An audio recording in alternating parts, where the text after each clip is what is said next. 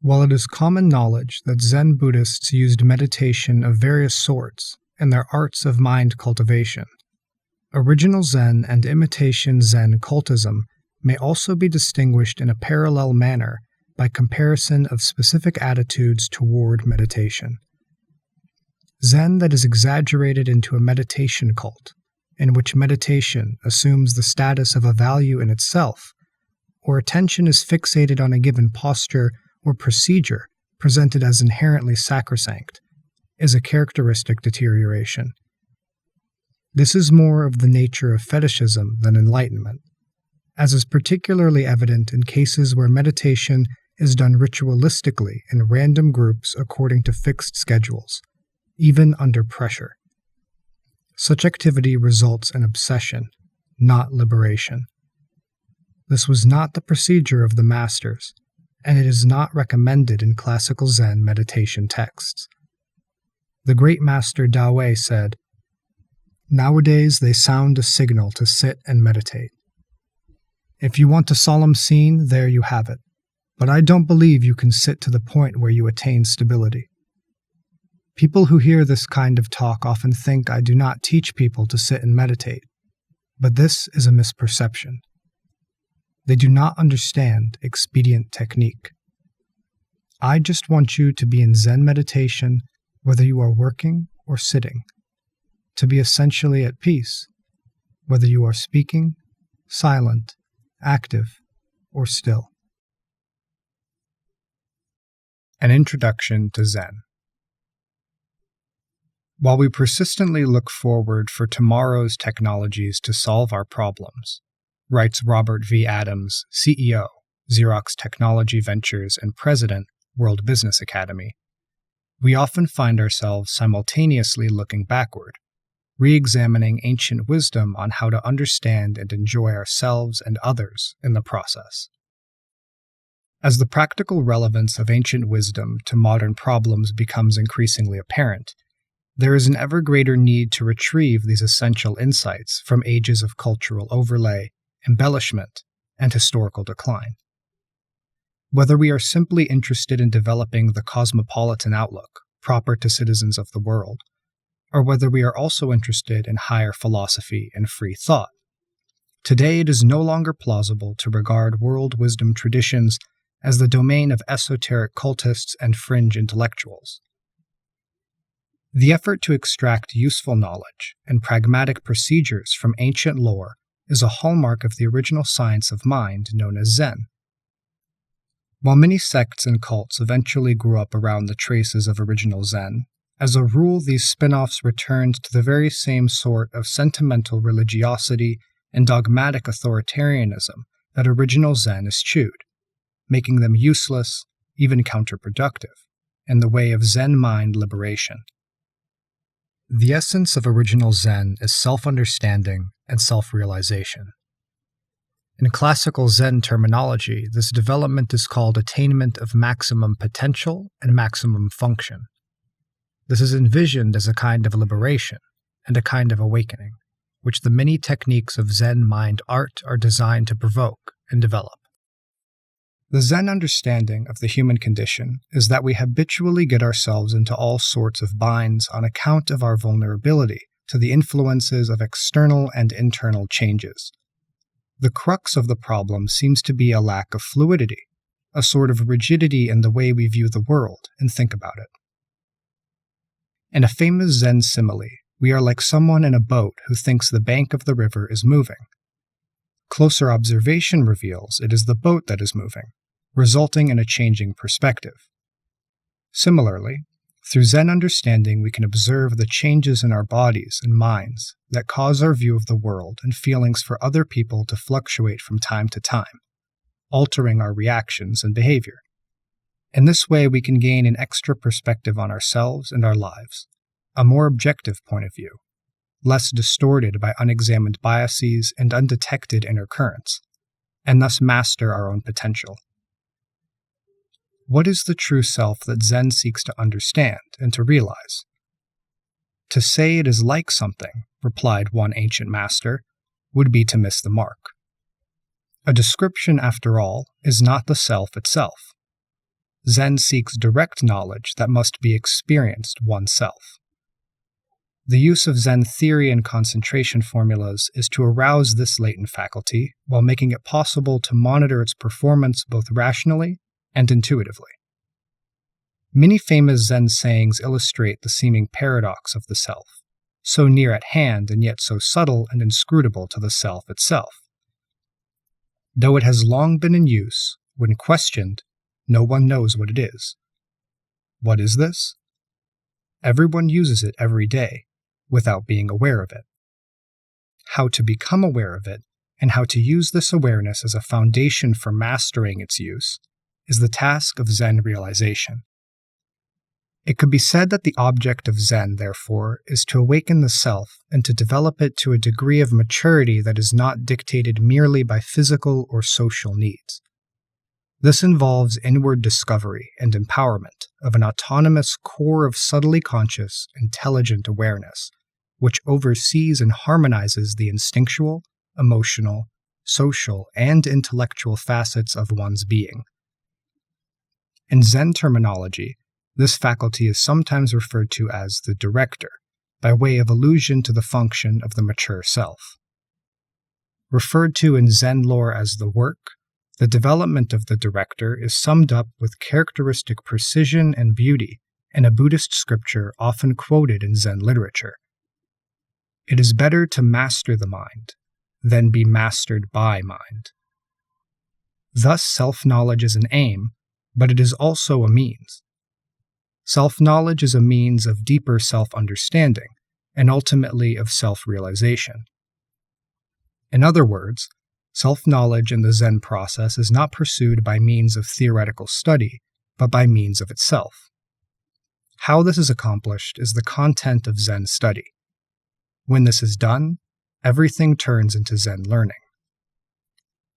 There are many statements in Zen technical literature designed to orient the learner toward understanding, then experiencing the real self, or the self apart from socially conditioned views. From which vantage point, one then understands the real world through the real self.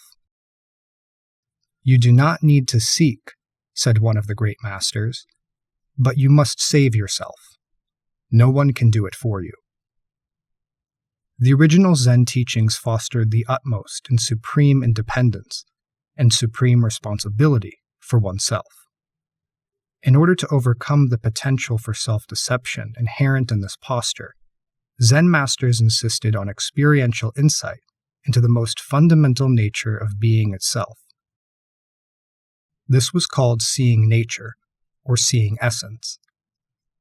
Seeing essence is also called gaining entry, signifying the initiatory nature of this experience. Zen teachings and practices do not deal only with the process of awakening insight into essence, but also with the aftermath of awakening, the process of maturing and applying Zen consciousness. Religious and secular Zen. Zen arose in China several hundred years after the introduction of Buddhism there, and operated in both religious and secular contexts. In religious contexts, first Buddhism, then Taoism, and later Confucianism, Zen taught people to study the living word of personal experience, rather than the dead word of doctrinaire dogmatism. Religious Zen was both patronized and suppressed by despotic secular authorities, resulting in numerous distortions and deteriorations well documented in critical Zen lore. According to the accounts of the masters, by the 1100s religious Zen had largely degenerated into stagnant sects and cults. Secular Zen is somewhat harder to trace than religious Zen. Records indicate its existence from the beginnings of Zen in China. Nearly half of the second patriarch's enlightened disciples were secular people, and many other lay people of both upper and lower classes are on official record through the ages as being known to have mastered Zen. There were also many female Zen masters, again from the very beginnings of Zen. One of the greatest of these women on record was only 13 years old when she was recognized by the most distinguished master in China. Another famous adept was barely 16 when she was enlightened, and she was also the daughter of an enlightened woman. One of the characteristics of degenerated religious cults, in contrast, is the spiritual suppression of women and secular people. Since the degeneration of religion into cults tended to coincide with the deepening of affiliation with or captivation by political authorities, such cults are mostly what survived as religious Zen, with official recognition and support under extremely rigid conditions. In late feudal Japan, for example, lay Zen masters were legally forbidden to lecture on Zen classics, and journeyman Buddhist priests commonly taught that females could not attain enlightenment. Zen was under arrest. The unfortunate aberrations of misogyny and personal power-mongering witnessed in modern Zen cults are, like pseudo-religious sectarianism, the heritage of such circumstances, not characteristics of original Zen itself, or of real Zen in any age. This distinction needs to be made in order to actually experience the freedom and enlightenment of original Zen, avoiding the webs of suggestion and emotional conditioning used by religious systems that have become power structures, affording people means and opportunities for dominating and manipulating others. The usurpation and alienation of Zen at the hands of ambitious careerists, turning it into a cult, is described by many of the masters of the 11th and 12th centuries. Da Wei, one of the greatest of all time, wrote, "Students in recent times often abandon the fundamental and pursue trivia. Turning their backs on truth, they plunge into falsehood. They only consider learning in terms of career and reputation. All they have as their definitive doctrine is to take riches and status and expand their schools. Therefore, their mental art is not correct, and they are affected by things." Mian, another distinguished master of the Song dynasty, vigorously repudiated cultism and upheld secular Zen in no uncertain terms. Those who have not learned are in confusion. Not relying on the source, they abandon their families, quit their jobs, and wander around in misery, running north and south looking for Zen and Tao, and seeking Buddha and Dharma on the tongues of old monks all over the land, intentionally waiting for their transmission, unaware they have missed the point long ago. Zen and culture. In the statement of its own masters, the message of Zen is not of the East or West, North or South. It is inherent to Zen, to say nothing of common sense, that people need not adopt an Eastern culture in order to understand and actualize Zen in one's own life. The so-called director in Zen psychology is so-called precisely because it refers to a faculty or capacity of consciousness that is not itself controlled or intrinsically modified by the processes of social and cultural conditioning. One way to recognize a cult as a cult, in fact, is its superficial Orientalism. Changes in mood caused by environmental redecoration may occur, especially when combined with other forms of suggestion, but these are not actually Zen effects. Western Zen cults with an Oriental veneer neither reproduce Eastern cultures nor enhance Western cultures. Authentic Zen is not a sideshow. The teaching is to harmonize with the environment, as illustrated in the famous proverb, "A good craftsman leaves no traces." There is, nevertheless, a way to describe the overall cultural context of Zen in a more specific manner.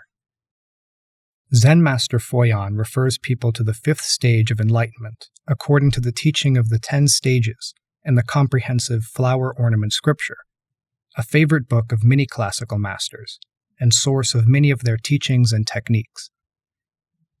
In this 5th stage, while focus is on perfection of meditation, at the same time, the practitioners thus engaged in developing people with minds continually following enlightened knowledge and gain in unregressing goodness, intent on the search for supreme truth, practice whatever in the world would benefit living beings. The text goes on to name occupations like writing, teaching, mathematics, science, medicine, song and dance, drama, music, storytelling, entertainment, city planning, agriculture, horticulture, and so on. The relevance of this approach to Zen, so different from that of self-centered cults, need hardly be further argued. The 17th century Japanese Zen master Manan also wrote, "If you want to quickly attain mastery of all truths and be independent in all events, there is nothing better than concentration and activity." In the world of the modern West, where democracy and individual human rights are legally recognized but not as yet fully realized, no issues could be more timely than self-understanding and self-mastery, or liberating the individual from confusing and deluding influences of all kinds so as to empower freedom of choice as an authentic individual capacity, and not just an abstract constitutional right or social ideal. The bafflement and mystification of exotic cults have no place in real Zen today, East or West. Zen meditation. While it is common knowledge that Zen Buddhists used meditation of various sorts in their arts of mind cultivation, original Zen and imitation Zen cultism may also be distinguished in a parallel manner by comparison of specific attitudes toward meditation. Zen that is exaggerated into a meditation cult, in which meditation assumes the status of a value in itself, or attention is fixated on a given posture or procedure presented as inherently sacrosanct, is a characteristic deterioration. This is more of the nature of fetishism than enlightenment, as is particularly evident in cases where meditation is done ritualistically in random groups according to fixed schedules, even under pressure. Such activity results in obsession, not liberation. This was not the procedure of the masters, and it is not recommended in classical Zen meditation texts. The great master Da Wei said, "Nowadays they sound a signal to sit and meditate. If you want a solemn scene, there you have it. But I don't believe you can sit to the point where you attain stability. People who hear this kind of talk often think I do not teach people to sit and meditate, but this is a misperception. They do not understand expedient technique. I just want you to be in Zen meditation whether you are working or sitting, to be essentially at peace, whether you are speaking, silent, active, or still." The roots of the deterioration of meditation from a living means into a dead end were already observed in the classical era of Zen. The renowned Tang Dynasty master Lin Ji said, "There are blind Baldies who, after they have eaten their fill, sit in meditation and arrest thoughts leaking out, to prevent them from arising, shunning clamor and seeking quietude. This is a deviated form of Zen." A generation later, the redoubtable master Zhuan Sha went even further in contrasting living Zen with pietistic, quietist cults. This business cannot be pointed down. The road of mind and thought ends. It does not depend on embellishment. It is original, true peace. In movement and action, talking and laughing, it is everywhere clear. There is nothing lacking. People these days, not realizing this truth, arbitrarily get involved in things, in material objects, influenced by all that is around them, fixated and bound up everywhere. Even if they understand, they find the material world a profusion of confusion, with labels and characteristics not corresponding to realities. So they try to freeze their minds and curtail their thoughts, returning things to voidness, shutting their eyes, clearing away thoughts over and over again whenever they arise, suppressing even subtle ideas as soon as they occur. Such an understanding is that of an outsider who has fallen into empty nothingness, a corpse whose soul has not yet dissolved. Void of awareness, void of cognition, plunged into indefinite darkness. People who plug up their ears to steal bells only fool themselves. In the secular, busy Western world, in the crowded present day, quietism is even more out of place than it was 1100 years ago in China when these words were spoken. The original methods of doing the Zen work under all circumstances, the hallmark of secular Zen, seems to be best suited to contemporary conditions for the majority of individuals today. Zen koans. One of the main tools for Zen in action is a highly concentrated form of Zen literature, commonly known in the West by the Japanese name koan.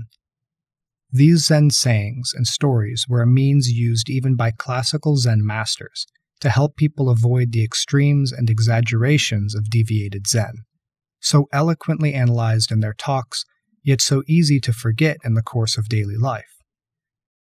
These stories and sayings contain patterns, like blueprints, for various inner exercises in attention, mental posture, and higher perception, summarized in extremely brief vignettes, enabling the individual to hold entire universes of Zen thought and mind all at once, without running through doctrinal discourses or disrupting ordinary consciousness of everyday affairs. One of the original uses of Zen stories was to enable people to focus their minds in action, so as not to be dependent on external or internal quietude for meditation. This is documented in both classical and post-classical Zen lore. Like other meditation procedures, however, the interpretation and usage of Zen stories underwent peculiar metamorphoses in the imitation cults that proliferated after the Golden Age of Zen. These deteriorations are, fortunately, also diagnosed by distinguished masters of the Song dynasty, so that seekers may be alert enough to avoid blind alleys in dealing with a literature that can often be difficult to understand, especially for beginners, and thus can provide a fertile field for charlatans and posers. Master Mian said, "The reason this path has not been flourishing in recent years is nothing else but the fact that those who are acting as teachers of others do not have their eyes and brains straight and true. They have no perception of their own, but just keep fame and fortune and gain and loss in their hearts. Deeply afraid that others will say they have no stories, they mistakenly memorize stories from old books, letting them ferment in the back of their minds, so they won't lack for something to say if seekers ask them questions. They are like goats crapping. The minute their tails go up, innumerable dung balls plop to the ground. Since students do not have clear perception, how are they supposed to distinguish clearly?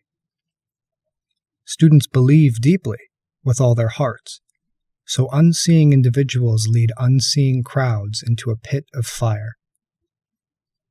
In the West, where neither the Chinese language nor Buddhist thought are generally known, it is even more critical to make sure that we understand the true structure of Zen stories, and know how their structure guides constructive concentration before trying to employ them.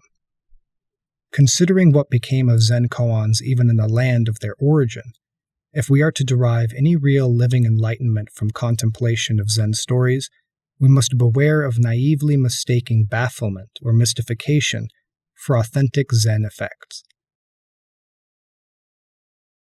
Zen Enlightenment. One of the peculiarities of Zen Buddhism is the idea that awakening can take place instantaneously. Zen training, from this point of view, does not mean learning doctrines, rituals, and postures, but preparing the mind to accept this awakening and integrate it constructively with daily life in the world. Several deteriorations in Zen are associated with instant awakening. One is the premature induction of experience, resulting in failure to attain an integrated personality. Another is inability to sustain and develop the newly awakened consciousness, again resulting in failure to achieve complete integration. In this connection, it should be noted that enlightenment in Zen generally refers to the initiatory awakening, not the full development known in classical Buddhism as complete perfect enlightenment. A rather more common deterioration of the instant awakening of Zen is mistaking an ecstatic experience or altered state of consciousness for this Zen awakening. There are many records of this in Zen lore, where it is sometimes described as mistaking a fisheye for a pearl. Since enlightenment may often be accompanied by a release of tension, furthermore, There are cases where people mistake emotional catharsis for awakening, or even deliberately induce excessive tension in an effort to produce an ecstatic feeling of release.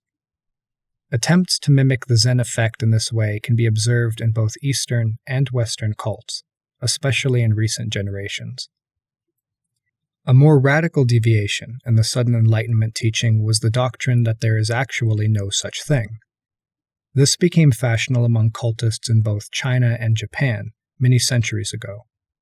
Master Da Wei, 1089 to 1163, observed, "In the monastic Zen communities of recent times, there is a kind of false Zen that clings to disease as if it were medicine.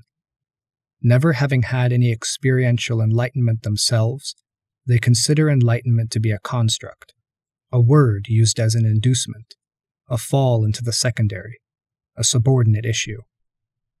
Those who have never had experience of enlightenment themselves, and who do not believe anyone else has had experience of enlightenment, uniformly consider empty, inert blankness to be the primordial. Eating 2 meals daily, they do not work, but just sit, calling this inner peace." Those who adopted this posture in feudal Japan also spoke of just sitting, but surrounded it with elaborate rituals, considering obedience to the regulations and observances of their cult to be all that was needed in the way of enlightenment. Back in China, Master Mian also pointed out a more subtle fallacy of this no-enlightenment Zen. Just because of never having personally realized awakening, people temporarily halt sensing of objects, then take the bit of light that appears before their eyes to be the ultimate. This illness is most miserable. The construction of fancy rituals and titles to celebrate and enshrine these experiences as absolutes made the situation extremely critical in the context of religious Zen. It might be said that this is another advantage of secular Zen, wherein realization must actually be effective in all experiences and is not sacramentalized. Historical records show the spiritual failure of the Zen without enlightenment movement, but they also show the attraction of this doctrine for authorities who wanted a static and ineffectual state-approved religion to absorb excess energies of the populace in a way that the authorities could control without military action against their own subjects. As the classical masters themselves already pointed out in China long ago, authoritarian cultism with its magisterial potentates, courts, regalia, and sacred mysteries is actually a historical relic of politico-religious affairs, not the authentic heritage of enlightened, living Zen. Shortcuts to Zen. This book contains translations of general lectures on Zen by Huichin, 1067 to 1120, who was universally recognized as one of the greatest masters of the Song Dynasty Zen revival. Going back to the original and classical Zen masters, Huichin presents many simple exercises in attention and thought, designed to lead to the awakening of Zen insight into the real nature of the self. After the passing of the classical masters, very few Zen teachers equaled Huichin in the degree to which he fostered independence and autonomy and freedom in his hearers from the very outset. He was completely free of any desire for fame or followers, and made no attempt to recruit disciples. All he wanted was for people to open their own eyes and stand on their own 2 feet, to see directly without delusion, and act on truth without confusion. It is said that dozens of his hearers attained enlightenment. At least 15 of them are known to have become Zen masters and teachers in their own right.